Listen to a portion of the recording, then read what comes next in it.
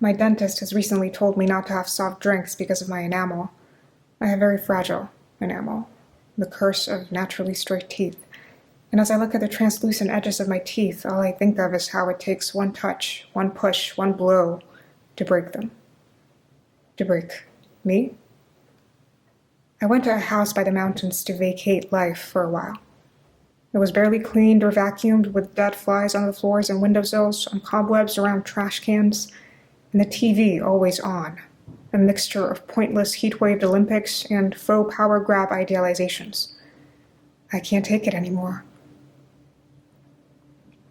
On my last day, I grab a Diet Coke and I drink it straight from the bottle. Or, no, I don't. I pour it into an elegant glass and then wash it down desperately. Then I strangle the plastic and put it in the trash. Yet another post-poison eco-guilt trip to think about. At least one tragedy takes my mind off another. The planet has just realized it is bursting at its seams, yet it is so lonely and cannot breathe. I hate that I empathize sometimes. I hate that there is something to empathize about. I drink, my teeth sizzling, a living fly buzzing around my ear. Soon to be dead.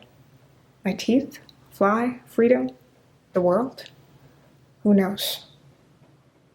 The most depressing thing about this is the lingering question, is it even possible to live without the backdrop of tragedy?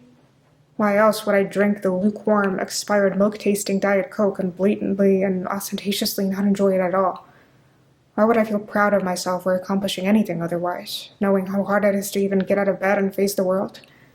How else do we eat, not eat, hate our bodies and hearts, move too much or too little, resent and annoy and love each other? How else do we excuse our anger and repression and desire? Is a present without an apocalyptic undertone even possible?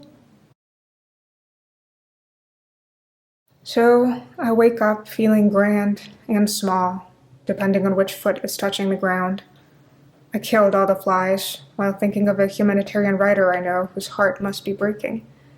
It reminds me that, well, I forgot. I'm a writer too. I should make stories, not kill off annoying, floundering thoughts. But that's what I've been doing lately.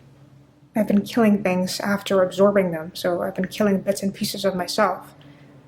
But I'm fine with it. I'm okay. Because something has to happen after death, right?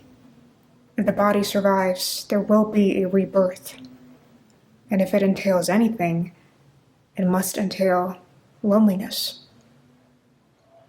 And when a loner gets lonely, it must be the end of the world. So how do we say goodbye? To the mirror, to the tension breath, to relief, to strain, to myself, to others? How do I approach others pretending I'm not a ghost and chrysalis? People don't like hanging around death, but I need them to help me get through it, so I must pretend I'm not, in fact, just a little bit dead. And if I, the biggest loner of all, get lonely, then it means my ice is melting. But I'm not an iceberg. Or I may be a Hemingwayan iceberg whose tip people see while the rest is hidden, always. And if my ice is melting, what goes first? Is it the tip, the occasional smile, the conversational script? Or is it the foundation, drowning, dissolving, floating all the way down? Is it death if no one can see it? Maybe it's better if no one does. Or maybe I'm a melting witch. Maybe that's why I'm so afraid of facing the camera. I don't know which phase of skin shedding I'm at right now, and I don't want to scare myself. I want to wait it out. Waiting is a virtue, as I once said. But sometimes I feel like I'm not waiting for anything, I'm just waiting on. Waiting on an assumption, waiting on hatred, waiting and waning on an illusion. Waiting requires agency. But I'm slowly melting into my seat, and the heat is giving me headaches, and the storms are crushing my service, and my stories are left untold. But if a loner gets lonely, then anything can happen. And if anything can happen, then there's still hope for the world. For me, for you, for something true.